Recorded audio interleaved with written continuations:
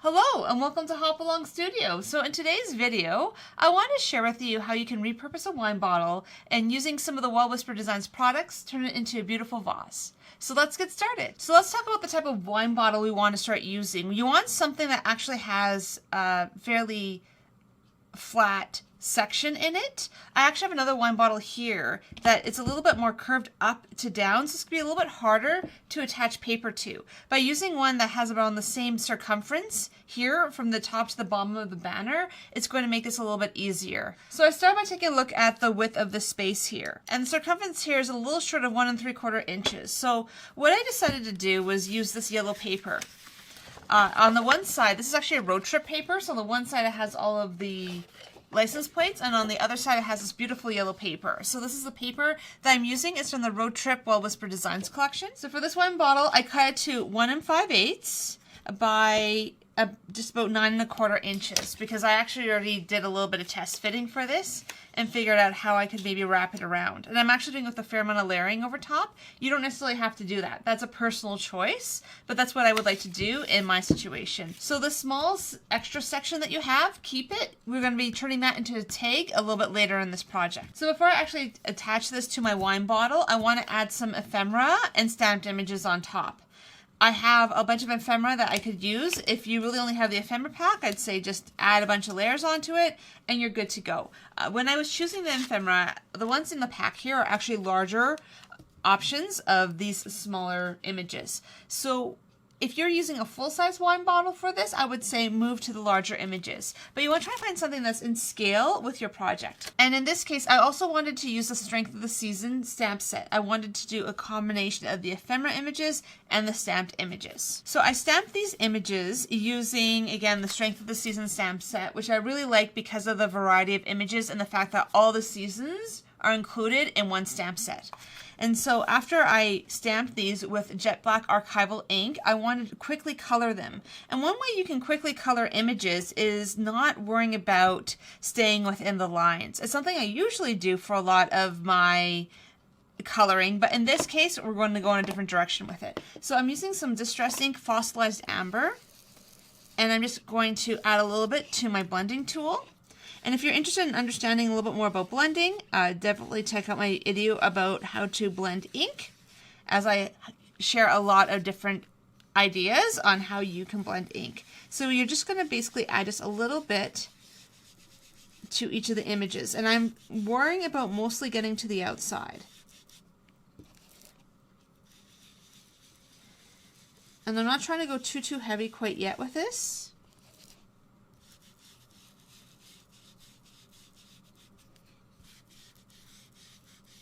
Some of them I'm going lighter, some of them I'm going heavier. You don't want all your flowers looking all identical. The idea of having a little bit more variation in your colors adds just more interest to your project.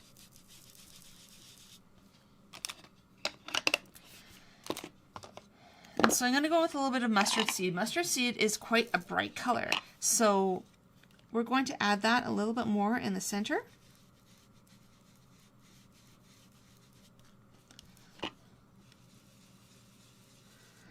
And to get that a little bit more in the center, instead of just having it completely flat, you're going to want to angle your blending brush, and that's where you can end up getting a little bit more control with these things. It takes a little bit of practice. Been using these tools for a long time, so I do have a little bit more practice, so I know it looks easy, but I know it takes a little bit of work to get really practiced with it. And this one, because it was a little bit lighter than I wanted it to, I'm just doing the whole image.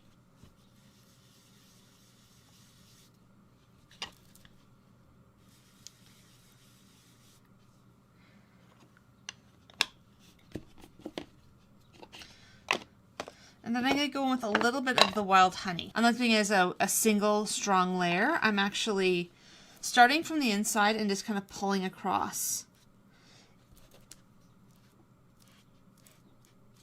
Because I really do want to have it that the outer leaves are a little bit lighter, but you have those darker colors on the inside.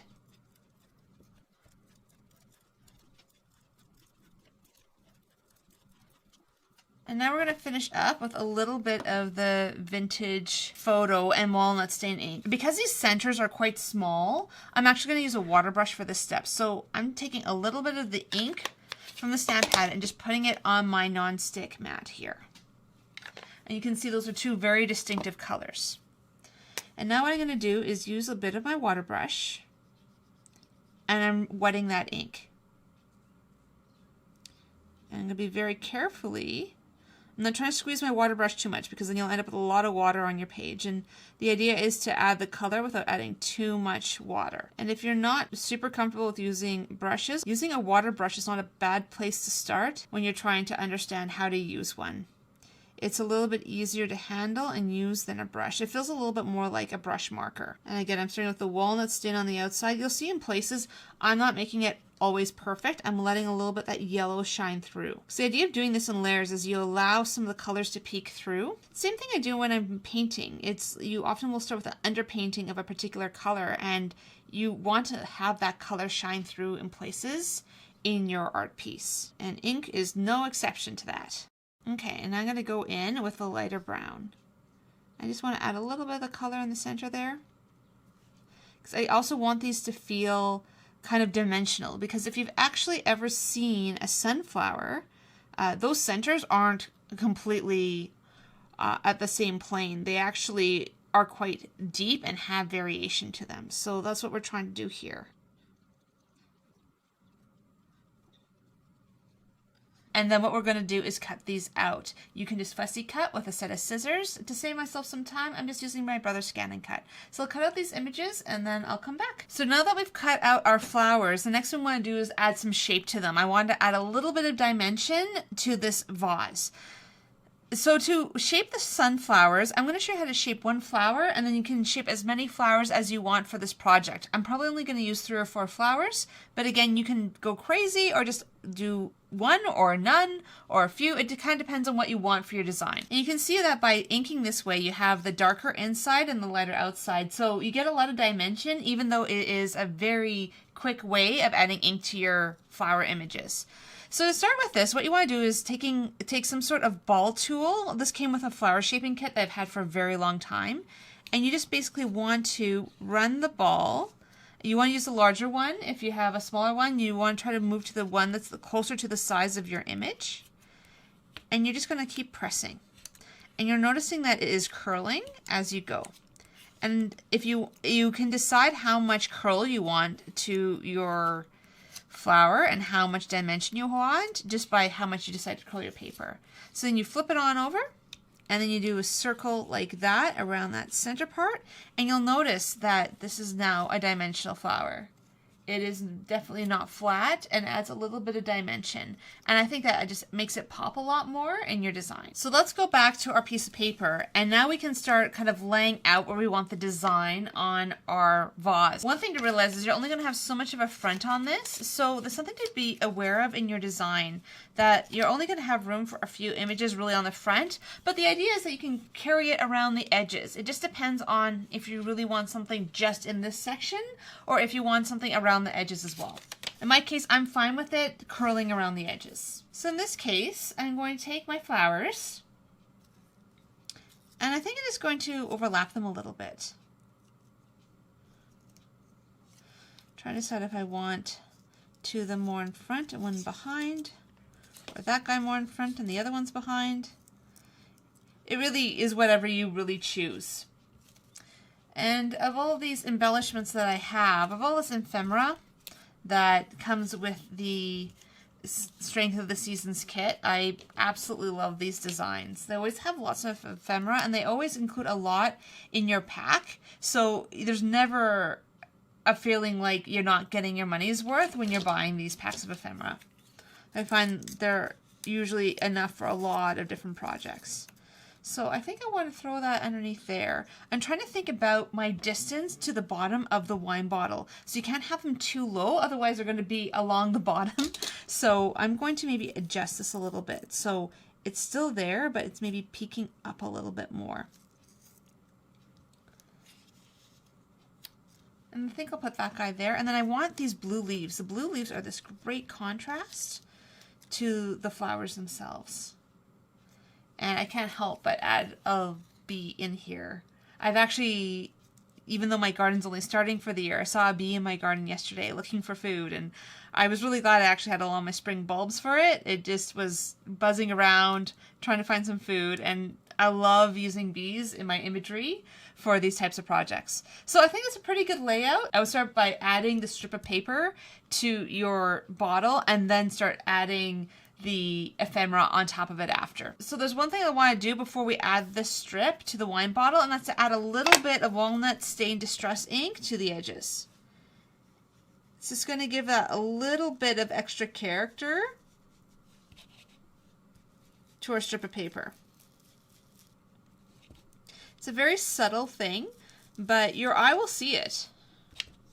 And if you want it a little bit more stronger along the edges, just pull it up and just run it a little bit more strongly across the edges like that.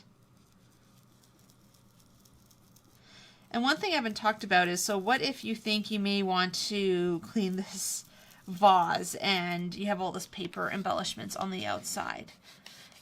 And to be honest, this is a vase I'm going to be very careful when I'm washing, and I'm going to leave the paper on the outside. But one thing I have is this product called Super Seal, which is like this acrylic sealant spray, and it's supposed to be completely water resistant.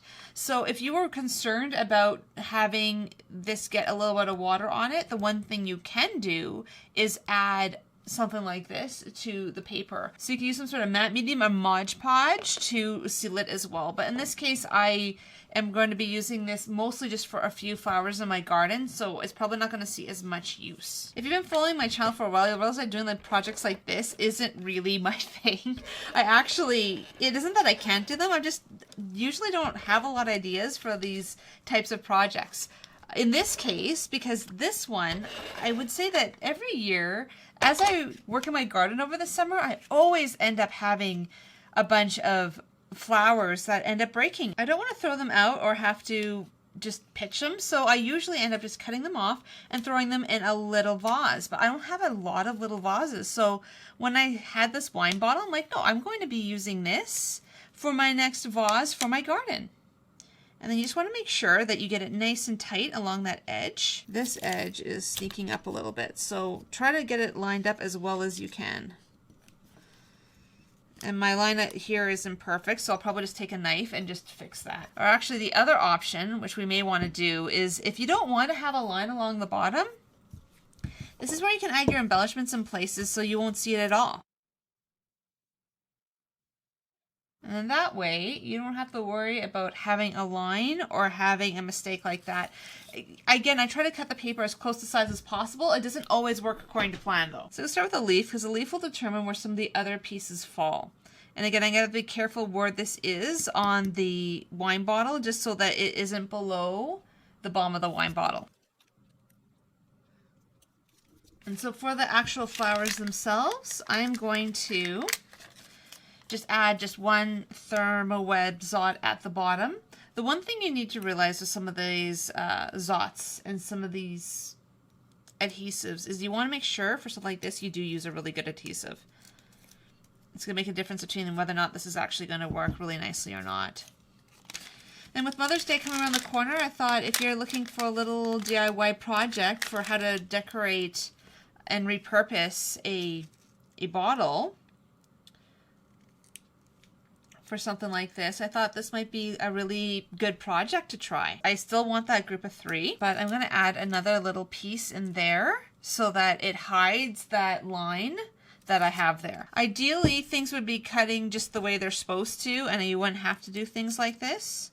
But occasionally you end up with situations where things do not cut perfectly. The difference is so small, but it sometimes happens. So I wanted to show you more authentically what sometimes happens with these projects, so that when you have moments like this, you can figure out how you can fix them instead of struggling with it on your own. And now I want to add in those final 2 leaves.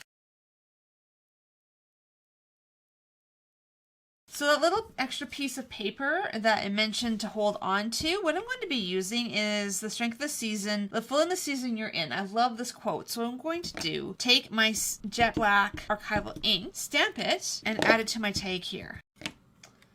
There you go. So you actually end up having a really nice image here.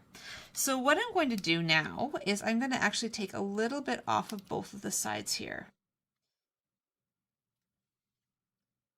Let's try to get them as close as possible. And in my case, if you cut them a little unevenly, just cut the top there. All right, and then when you have it pretty much even, again, take a tiny bit of the walnut stain, distress ink, go along the edges. It's going to allow this to focus a little bit more on the saying itself. And now you have an option of what you want to use. I have a crocodile, which is basically for creating holes and adding brads, which I'm going to be using for this. So you basically just punch your hole and add your brad. Basically add your brad in by just squishing down with your crocodile. And there you go. If you do not have a brad maker, I would just say take a hole punch and just punch the hole if you have a manual one. If you happen to have one of the ones, the 3-hole punches, just line it up underneath one of the holes, maybe practice a little bit, and then you can punch your hole and you can kind of get the same effect. So I also decided I wanted to add some charms with the tag when I'm adding it to the top of the wine bottle. So I actually have a few different colors of alcohol ink here that I'm just going to add to these just to add a little bit of color. And a lot of these ones, like this envy color, actually has some metallic already in it. So I'm not going to go too crazy with adding too many colors, but I am going to just add a little bit in.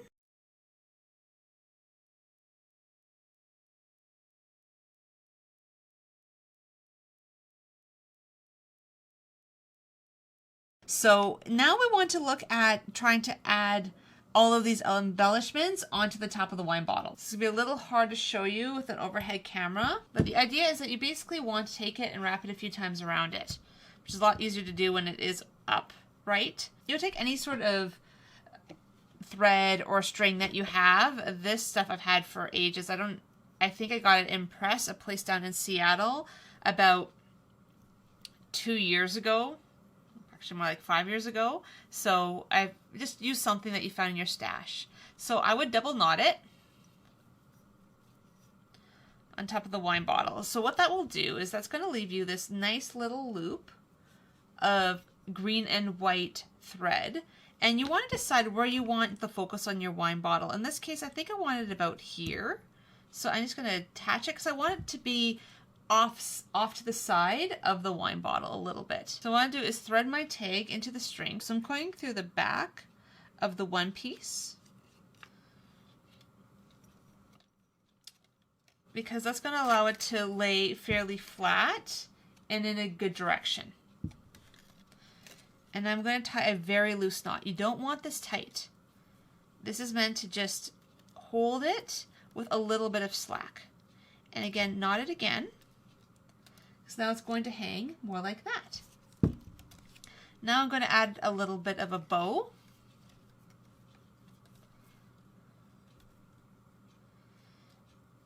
And once you put your bow on, if you want it to be a smaller bow than what you have, just pull it gently and then tighten again. Pull it gently and tighten again until you get the effect that you're looking for. And then depending on how you want this to look and how long you want your tails to be, just cut them off accordingly. I like cutting everything at an angle so they're not always perfectly the same length. Now I want to start adding our embellishments. So that's basically what it looks like so far. It has the tag a little bit off to the side, and now I want to add my other pieces. So one thing to be thinking about is how you want to actually have this fall on your bottle. In this case, I'm going to loop this under and over top because I actually want the word treasure to be on top. And I'm actually just going to do it up, and now you can see where it's going to fall. In this case, it's going to fall at an angle, but close to where the other tag is. So now you want to add your charms. So I have a few different sizes of jump rings here. These Ideology ones are great because they actually have a bit more give to them. So you can just open them without a set of pliers. So I'm going to use one of my silver charms. These are just random silver charms that I think I found on Amazon. And then basically put it through this charm here because it actually has 2 holes. This allows us to have a slightly longer charm as part of this project. And then now I'm going to take another short one and I'm going to add it to the bottom of that pin. It's going to end up looking something like this. And now I'm going to take my other 2 charms. I wanted to do a group of 3 because I love using groups of 3. And I love keys, so I feel like a key goes in every single project that I do. So I hope you've enjoyed this project and learned something new today. This is, again, a little bit out of my wheelhouse when it comes to projects, but I wanted to show you how you could repurpose something like a wine bottle, make it into something quite creative, and still use it as something for flowers or another use in your house. And with Mother's Day around the corner, I think it's just a beautiful little gift that you could give to somebody. I hope you've enjoyed this video, and I hope that you will subscribe to my channel and not miss out on any of my future videos. If you're interested in any of the products for this project, you can find them at wellwhisperdesigns.com, and if you use DT Nadine at checkout, you get 10% off your next purchase. So I hope that you end up having a great week, that you have a wonderful Mother's Day, and that this is giving you some inspiration that you can use in future projects.